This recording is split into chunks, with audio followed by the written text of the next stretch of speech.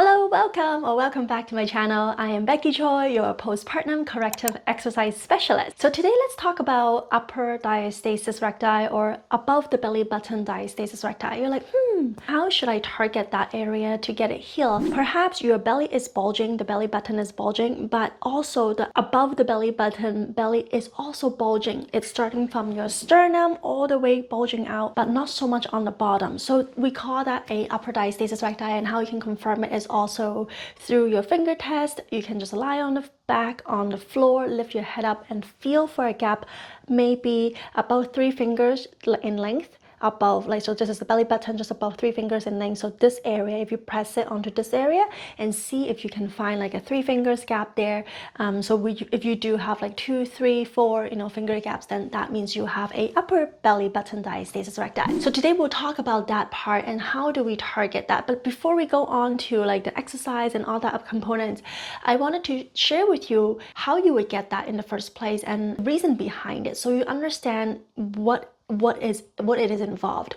So in my Tummy Warrior coaching program, where I coach over 500 clients who have diastasis recti, now the moms who have the upper diastasis recti or who have more severe upper diastasis recti, like 3 fingers plus, they are usually moms who are generally shorter. And I'm talking about like under 5'3", maybe 5'2", 5 feet, under 5 feet. So what happened is, they are shorter, right, in general. So their torso, their trunk, this area is also shorter, right? So there's only so much room compared to, like, if you're taller, you have more room in your torso, right?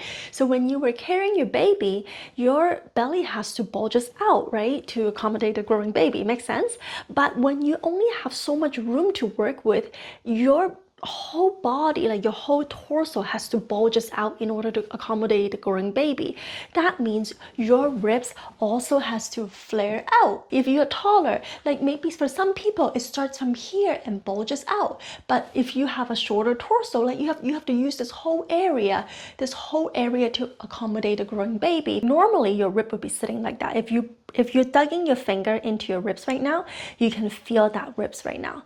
You're digging into it, it's like here, but so normally it's at a 90 degree here. So 90 degree, you see, when the ribs are starting to flare out, it becomes like that, 90 degree to like that, because it has to go up for the belly to come up. So when your ribs are coming up like that, you're stretching this abdominal muscles area. So even after you gave birth, this rib is not, for some moms, it's not going to automatically come back down like that. It's kind of stuck in this position. This area, this muscle is stretched, right? And this creates the upper belly button diastasis. So what I would like you to do now is actually just use your lipstick, any color lipstick, something that you can see, or just use a non-toxic crayon or water marker that your kids has. And what you wanted to feel is feel for the ribs.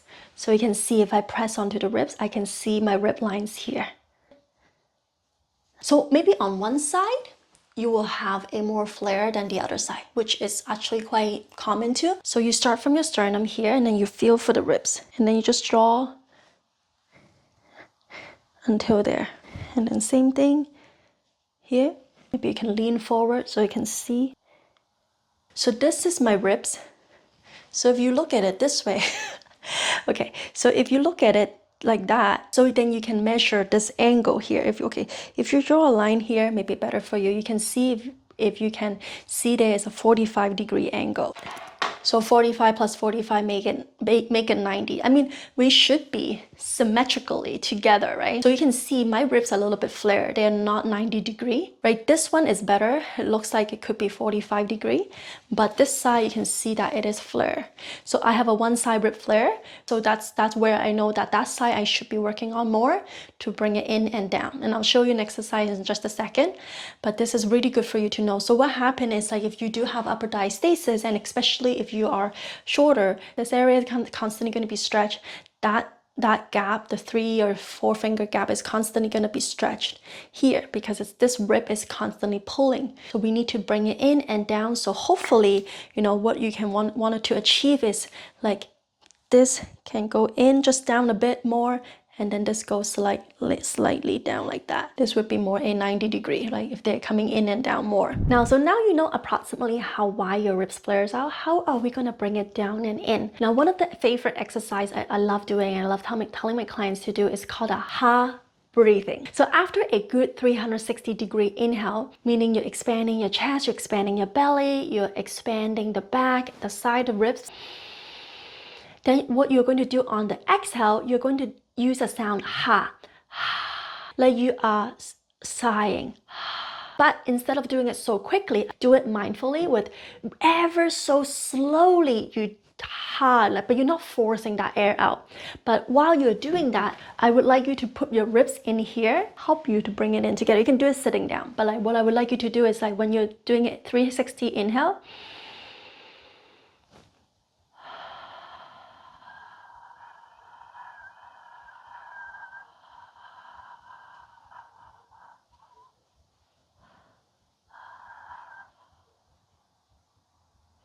you see, I was doing it really slowly. I think maybe about 10 seconds or even 15 seconds.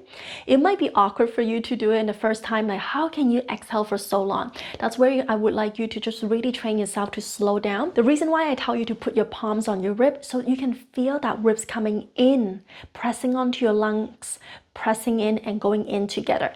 You're not using the hand to help you to like manually adjust it. You will not be able to do that. However, I would like you to just feel what your ribs are doing and follow that movement. So like inhale, exhale.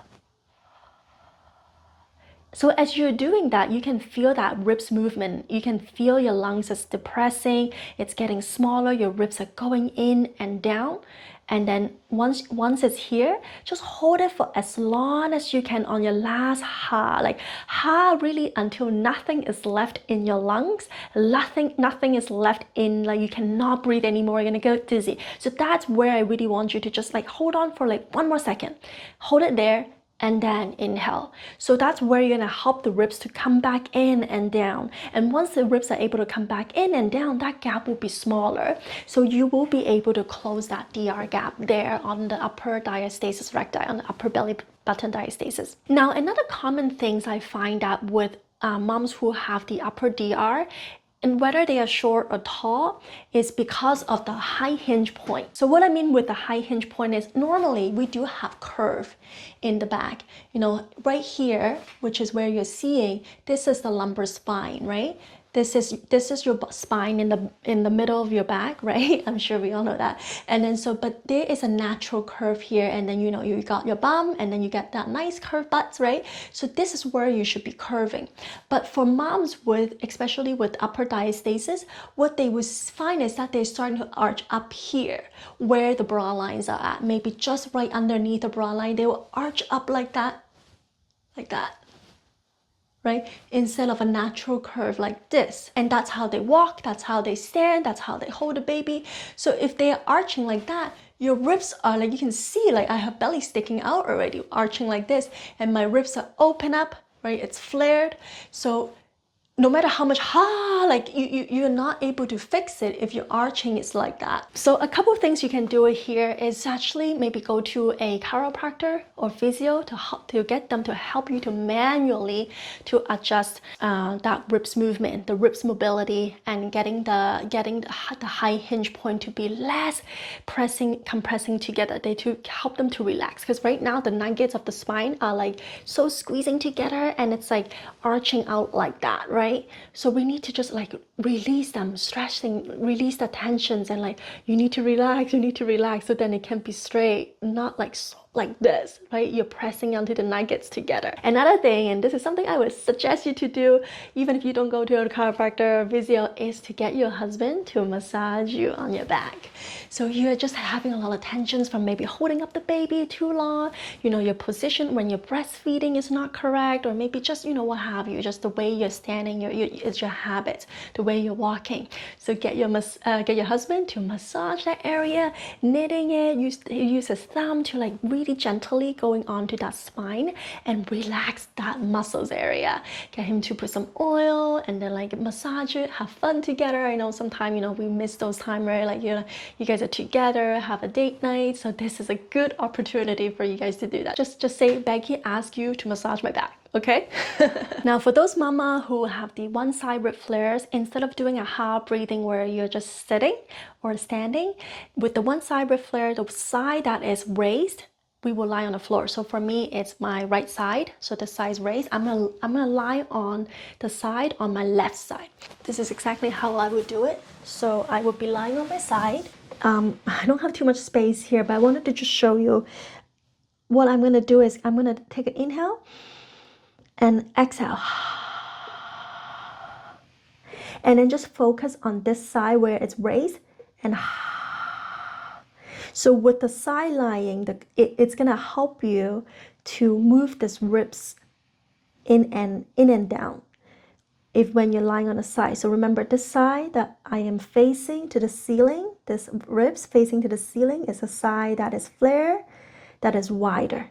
So same thing on the other side. So you could also use this to do the hard breathing, even if both sides is flared. You don't have to just do that when you're sitting or when you're standing. So yeah, I hope this video is helpful for you and help you to understand why you have the upper diastasis in the first place. And I would also like you to just self-check to see how many finger gaps. Is it 2, 3, 4, and then how deep it is, how squishy it is in that gap. You can do all these exercises, but then if you don't know if you're progressing and you're only judging it by looking at it, it's going to be tough, especially if you have body fats on you. You're not going to be able to know that, oh, did I actually improve, or like, is it still the same? Awesome. I hope you find this video helpful, and if you have any questions, just comment down below. I would love to connect with you and talk to you more. And if you wanted to find out more information about what I do and how I coach my clients with a personalized coaching program with nutrition and exercises to help moms get fit and strong when they have diastasis recti, you can go on my website, www.tummywarrior.com. But otherwise, you can also download my free guide. The link is in the description box below. Thank you for joining me, and I'll talk to you later. Bye.